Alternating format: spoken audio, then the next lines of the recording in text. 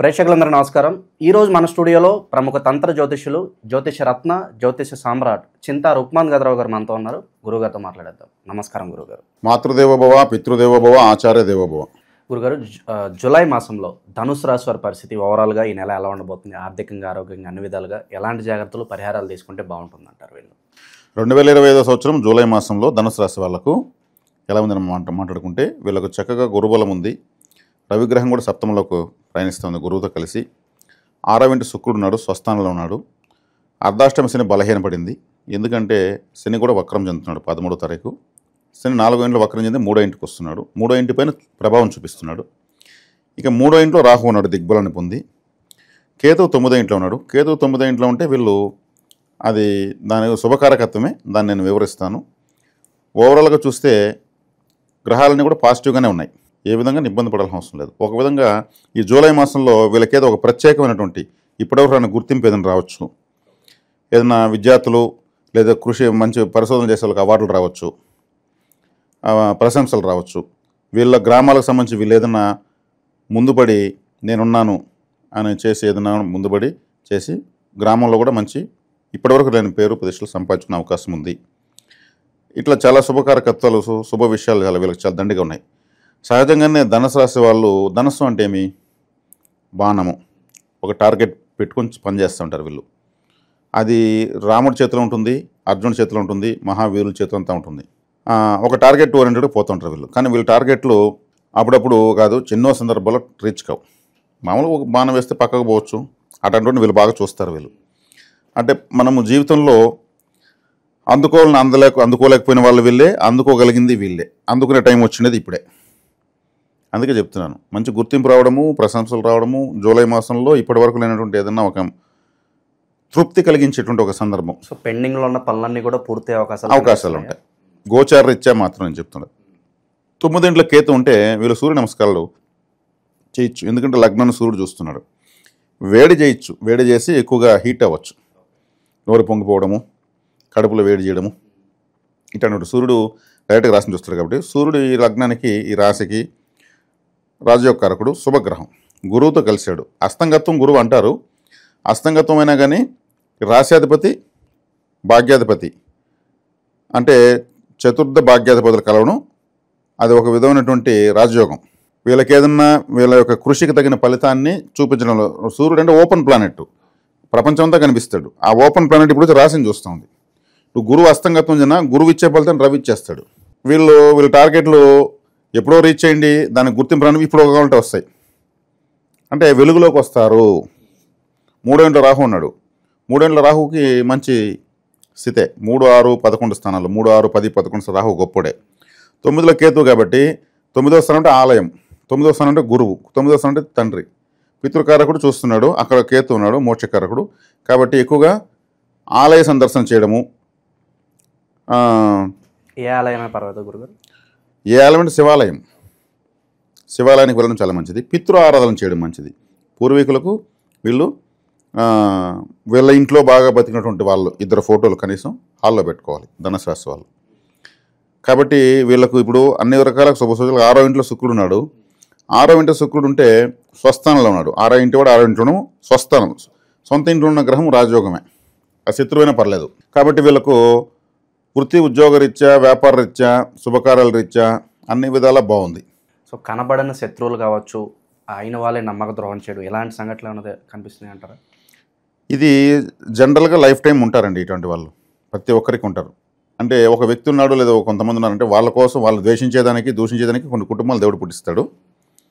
వాళ్ళు బాగున్నా వీళ్ళకి బాధే, వీళ్ళు బాగలేకపోయినా బాధే. ఎటు తిరిగి వాళ్ళని చూస్తే వీళ్ళకి బాధ అని ఉంటారు. కానీ ఈ టైంలో రవిగ్రహం బాగుండడము, గురువు బాగుండడము, శుక్రుడు బాగుండడము, అదేవిధంగా రాహు బాగుండడము, కేతు బాగుండడం ఉన్నప్పుడు ఇప్పుడు ఓవర్ లైటింగ్ 1000 క్యాండిల్స్ లైట్లో ఒక 0 లైట్ పెడితే ఇది కనిపిస్తుందా? కనిపించదు. అలా ఉంది ఇప్పుడు వీళ్ళ పరిస్థితి. వీళ్ళ శత్రువులకు అసలు కనిపించరు. వాళ్ళ కళ్ళకు మసక పడతాయి వీళ్ళ వైపు చూడాలంటే కూడా. కాబట్టి వీళ్ళకి గుర్తింపు రావడం కూడా వాళ్ళకు ఈర్ష్య. కాబట్టి ధనుసు రాశి చక్కగా బాగుంది. మనము ఇంకా ఏదేదో గురువు అస్తంగతుడు వక్రించేశాడు, శని ఎక్కిరించేశాడు, ఇవంతా వద్దామంది తాత్కాలికమైనటువంటి గ్రహ సంపత్తులు. ఓవరాల్ చూసుకుంటే ఏలినాడి శని, ఇంకేదో అర్ధాష్టమ శని ఉంటే కూడా గురువు డైరెక్ట్గా రాశిని చూస్తున్నాడు. అర్ధాష్టమ శని పనిచేయదు. ఇట్లా జ్యోతిశాస్త్రాల్లో ఈ వారపాల మాసపాలలో చెప్పి భయపెట్టిన టైటిల్స్ అంతా పెట్టుకోవాల్సిన అవసరం లేదు. వీళ్ళు ఏదో చెప్తారు అండి, వైట్నరీ అంటారు, దాన్ని వేసేయచ్చు, పెన్నుతో కొట్టేయచ్చు. బాగుంది. ఇన్వెస్ట్మెంట్స్ పరంగా ఏమైనా జాగ్రత్తలు చెప్తారు వీళ్ళకి ఏదన్నా? ఇన్వెస్ట్మెంట్ల పరంగా వీళ్ళు పెట్టచ్చు. అంటే వీళ్ళ సామాజిక తింటే పెట్టాలి, మరీ అత్యాశకు పోవాల్సిన అవసరం ఏం లేదు.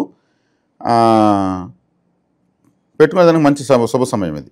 పెట్టుకుని వెలుగులో తీసుకొచ్చేస్తారు. స్థానచలనం కూడా కలిసి వస్తుంది అంటారా? విదేశాలకు వెళ్ళాలన్నా ఏదంటే ఒక ప్రదేశం నుంచి జాబ్ మారాలన్నా కూడా బాగానే ఉంటుందంటారు వీళ్ళకి? బాగానే ఉంటుందండి. ఎందుకంటే రాహు, విదేశాలకు సంబంధించిన రాహు 3వ ఇంట్లో చక్కగా ఉన్నాడు. ఆయన ప్రయత్నము అనేటువంటి స్థానంలో ఉన్నాడు. ప్రయత్నము అంటే 3వ స్థానమే ప్రయత్నము. అక్కడ వచ్చేకాడికి మల్టీఫుల్ టాలెంటెడ్, మల్టీఫుల్ అవకాశాలు, ఆపర్చునిటీ ఇచ్చేటువంటి ప్లానెట్ ఉంది. ఇక్కడ ఇంకోటి ఏమంటే ప్రపంచవ్యాప్తంగా యుద్ధాలు మామూలు అయిపోతున్నాయి. వీటిని దృష్టిలో పెట్టుకుని కొంచెం సేఫ్ కంట్రీస్ సెలెక్ట్ చేసుకోవడం బెటర్. ఎవరిని పైన ఎవరి ఫ్లైట్ ఓడి కూడా అసలు తెలియని పరిస్థితి అయిపోయింది. దీపావళి ప్రపంచంతో జరుగుతుందనే పరిస్థితి ఉంది. అగ్రరాజ్యాలంతా సహనాన్ని కోల్పోయినాయి. కాబట్టి అది ఒక చిన్న జాగ్రత్త చెప్తున్నాను. విదేశాలకు వెళ్ళాలంటే వెళ్ళొచ్చు, ఇబ్బంది లేదు. అందున 9వ స్థానము, మేషం నుంచి 9వ స్థానం, దూర ప్రాంతానికి సంబంధించిన రాసేది. ఈ సమయంలో సహకారం అవుతుంది వీళ్ళకు. ఏదైనా వీసాలు, పాస్పోర్ట్లు ఇలాంటివి, విదేశాలకు సంబంధించినటువంటి కరెక్షన్స్ అన్నీ కూడా వర్కౌట్ అయిపోతుంది. చివరిగా నెట్వర్క్ పరంగా కొత్త వ్యక్తులతో ఎలాంటి రిలేషన్షిప్ మెయింటైన్ చేస్తే బాగుంటుంది అంటారు వీళ్ళు? ఇప్పుడు వీళ్ళకి పర్ఫెక్ట్గానే వస్తాయి. ఎందుకంటే రాహు 3వ ఇంట్లో ఉన్నప్పుడు ఎక్కువ అవకాశాలు ఇస్తాడు. రాహు అంటేనే మల్టిఫుల్. ఆ రాహు 3వ ఇంట్లో మూల త్రికోణంలో దిగ్బలాన్ని పొంది బాగానే ఉన్నాడు. రాహుని వేరే రాష్ట్రాధిపతి గురువు చూస్తాడు. అక్కడ వెళ్ళి మళ్ళీ రవి ఉన్నాడు.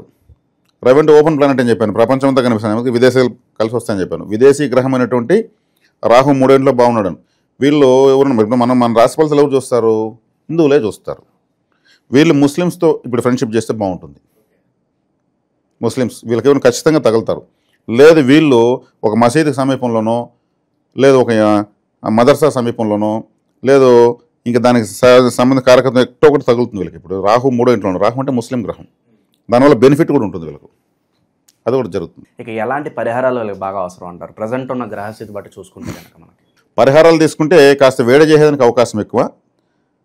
ఈ వంకాయ, పచ్చిమిరపకాయ, ఇంకా మసాలాలు, పట్ట, మొగ్గ, చెక్క అనేవి కొంచెం తగ్గించేసి, మజ్జిగలు, పెసరపప్పు లాంటివి కూల్ చేసేటువంటి వస్తువులు తినడం వల్ల అది కొంచెం వేడి ఎక్కువైతే కూడా బ్రెయిన్ మళ్ళీ పనిచేయదు, సఫర్ అవుతారు.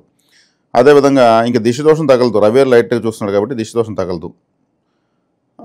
ఇంకా పరిహారాలు తీసుకుంటే ఇంకేముంది, ఆలయాలకు ఎక్కువ వెళ్ళడం. శివాలయంలో ప్రదోషకాలం చాలా ఇంపార్టెంట్. ఇప్పుడు సూర్యుడు లగ్నాన్ని చూస్తున్నాడు కదా, రాశిని చూస్తున్నాడు కదా, సూర్యోదయానికి ముందు లేచి సూర్యాస్తమయంలో ప్రదోషకాలం నందీశ్వరుల ముందర కూర్చుంటే వీళ్ళకి దీని మించిన పరిహారం ఇంకోట్లేదు. ఎందుకంటే రవికి అధిష్టాన దేవత రుద్రుడు. రుద్రుడు అంటే పరమేశ్వరుడే.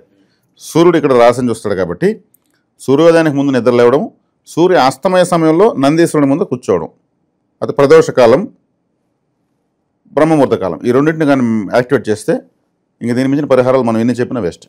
విశేషంగా ఏమైనా దానాలు చేసుకుంటే బాగుంటుందా? వీళ్ళకి ఏదైనా అవసరం అంటారు? దానాలు చేయాలి అనుకుంటే వీళ్ళు ఈ రాశిలో ఉన్నటువంటి నక్షత్రాలు మనకు మూల, పూర్వాషాఢ, ఉత్తరాషాఢ. మూల నక్షత్రం 4 పాదాలు ఉంటుంది, పూర్వాషాఢ 4 పాదాలు ఉంటుంది, ఉత్తరాషాఢ 1 పాదం ఉంటుంది. మూలా నక్షత్రము అంటే ఏమంటే అదే మూలపత్రాలు అంటారు మామూలుగా, ఒక ల్యాండ్కి కానీ ఇంటికి కానీ, అంటే డాక్యుమెంట్, మదర్ డాక్యుమెంట్స్. మూలాధార చక్రంలో యాక్టివేట్ అయిందనుకో మనకు చక్రాల్లో, ఇంకా వాళ్ళకి నిద్ర ఎంతసేపు మేలుకుంటే ఎంతసేపు చదువుతారో ఏదైనా గుర్తుంటుంది. అదే అన్ని చక్రాలకు ఫస్ట్ యాక్టివేట్ కావాల్సిన చక్రం అదే.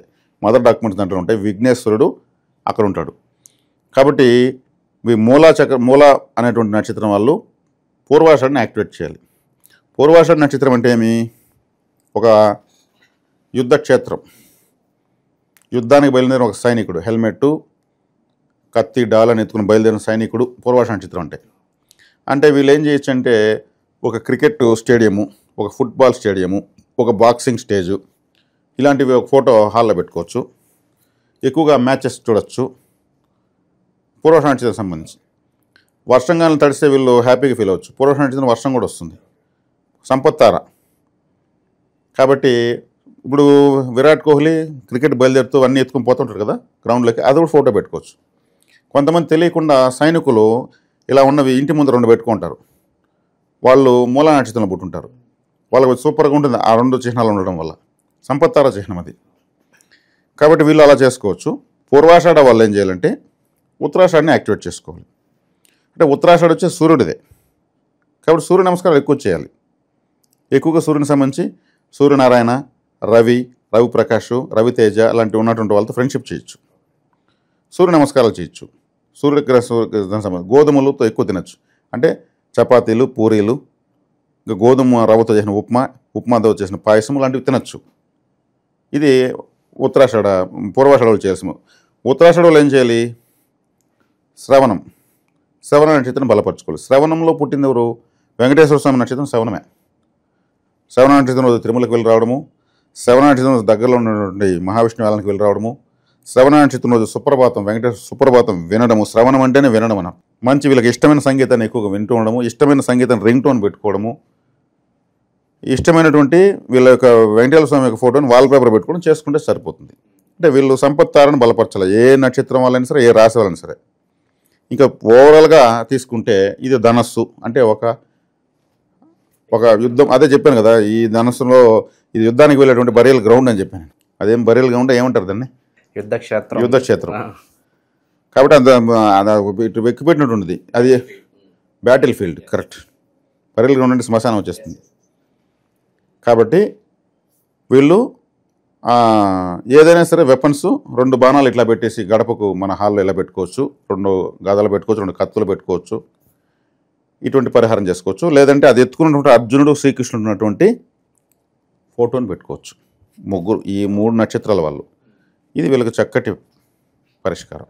ఓవరాల్గా ధనుసు రాశి వాళ్ళకి ఈ జూలై మాసం ఏ విధంగా ఉండబోతుందో మీ మాటల్లో చాలా బాగా వివరించారు.